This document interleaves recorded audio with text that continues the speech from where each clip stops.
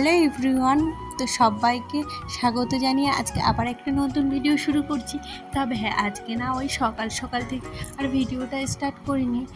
আর caption আর thumbnail দেখে তোমরা বুঝতেই পেরেছো আজকে আমাদের বাড়ি বড় মেয়ের বার্থডে। তার জন্য ভাবলাম একবার দুপুর থেকেই ভিডিওটা স্টার্ট করব। আর বাড়িতে যেহেতু একটু অনুষ্ঠান বড় করে না হোক ছোট করে, তো তার জন্য ভাবলাম একটু নিজের বেড কাভারটা চেঞ্জ করি, তাহলে একটু অন্যরকম ফিল হবে, তাই না? যাই হোক, দেখো আমি বেড কাভার ওই ঘরের চেঞ্জ করে দিয়েছি। আর এর মধ্যে আমার জায়ের মেয়ে চলে এসছে, মানে যার বার্থডে, ওর বোনের জন্য খাবার আর ওর কেক আনতে গিয়েছিল, জানো তো। আর এই যে নিয়ে বসে পড়েছে এখন খেতে। আর এই সব খাবার হলে না আমার মেয়েকে আর বড়া লাগে না। তবে হ্যাঁ, ও কিছু কেকও এনেছিল দুটো। আর এই কেকের ওপর না একটা স্মাইল ছিল, বেশ ভালো লাগছিল। ওই স্মাইলটাকে আগে খেয়ে নিয়েছে, আমার তোমাদের সাথে আর শেয়ার করা হয়নি। আর সত্যি বলছি, দারুণ খেতে ছিল। আমিও কিন্তু একটু করে খেয়েছিলাম, খেতে ইচ্ছা করছিল, বাট ওই একটা এনেছিল, কি আর করবো। আর এদিকে রান্না হবে বলে দেখো জোগাড় যন্ত্র শুরু হয়ে গেছে। আর এদিকে আমি বিন আর গাজর ধুয়ে দিয়েছি।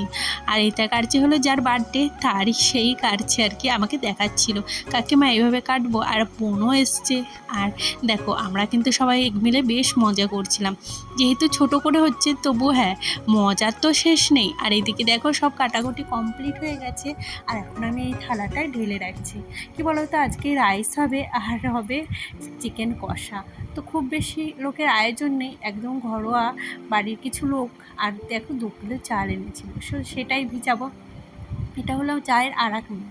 তো ও প্রথমে ভিজাচ্ছিল, তারপরে ওটা ভালো কাটতে পারি না আমি, তাই একটা কাঁচি নিয়ে এসেছি। কাঁচিটাও ভালো ধার নেই, ওই কোনো মতো কেটে চালটা এখন ভিজাতে দিচ্ছি। আর ভিজাতে ভিজাতে যা দারুণ গন্ধ বেরোচ্ছিলো না, মনে হচ্ছিলো আমি খেয়ে নিই। আর এদিকে দেখো পাশের বাড়ি, এই দেহটা হলো আমার একটা যা হয়।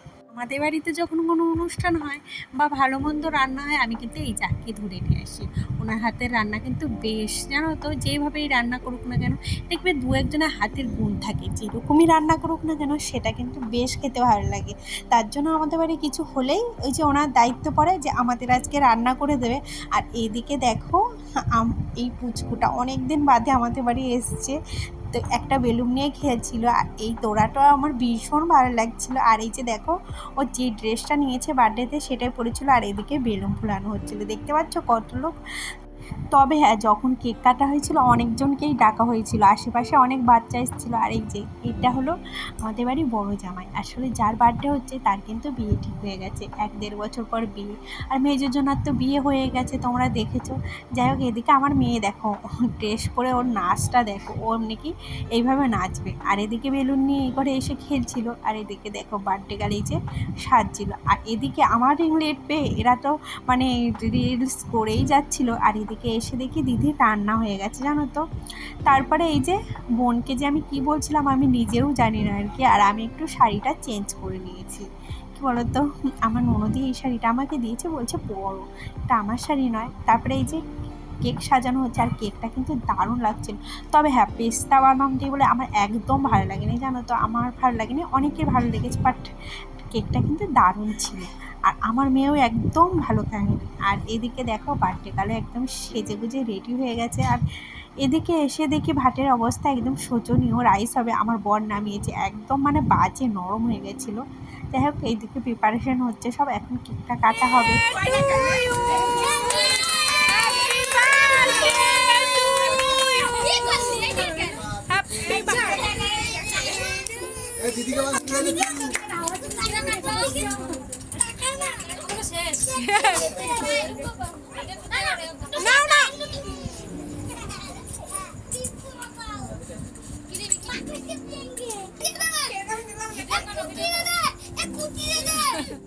তারপরে এই যে আমি একটু আবার কেক কেটে খাইয়ে দিচ্ছিলাম ওকে, আমি বললাম দে। আর আমাদের বাড়ি না যেহেতু বরণ করার নিয়ম নেই, আমাদের বাড়ি বার্থডেরই নিয়ম ছিল না, তাই এখন আর ওই বরণ টরণ করা হলো না। আমি তবে মেয়েকে 2বার করেছিলাম, জানো তো। তবে আমাকে অনেকে বারণ করেছে, তার জন্য ভাবলাম থাক। আমি যদিও এইসব খুব একটা বিশ্বাস করি না, তবু এত লোকে বলেছে, সবার বারণ তো শুনতেই হয়, তাই না। আর এদিকে আমার মেয়ে দেখো আমার কোলে আসবে বলে মা কোলে নাও শুরু করেছে। যাই হোক, আমরা কিন্তু বেশি কিছু রেডি হইনি, কেননা বাড়িতে ঘরোয়াভাবে অনুষ্ঠান হচ্ছে। আর এই যে ওর বান্ধবীরা ওকে আবার এখানে ডেকে নিয়ে এসেছিলো আমাদের বাড়ির সামনে মাঠে একটা 5 টাকা দামের কেক কিনে। এগুলোর জিনিসগুলো ভীষণ মজা, কি বলতো, এই স্মৃতিগুলোই আমাদের থেকে যাবে। 5 টাকা দামের কেক এনে বলছে এটা হলো তোর সব থেকে বড় গিফট। যাই হোক, গিফট যেরকমই হোক, তারপরে এই যে সবাই মিলে খেতে বসে পড়েছে। আর আজকে রাইসটা না মোটামুটি হয়েছিল, খুব ভালো হয়নি, তবে হ্যাঁ অনেকেই খেয়েছিল। যারা বাচ্চারা এসেছিলো তাদের কিন্তু একটু করে দিয়েছিলাম। তো এখন মোটামুটি অনেক রাত হয়ে গেছে, আর আজকে ভিডিওটা এখানেই শেষ করলাম। যদি ভিডিওটা ভালো লেগে থাকে তাহলে প্লিজ একটু লাইক আর কমেন্ট করে পাশে থেকো। তোমাদের মানে সবার সাপোর্ট আমার ভীষণ প্রয়োজন। তো এখন তো টাটা।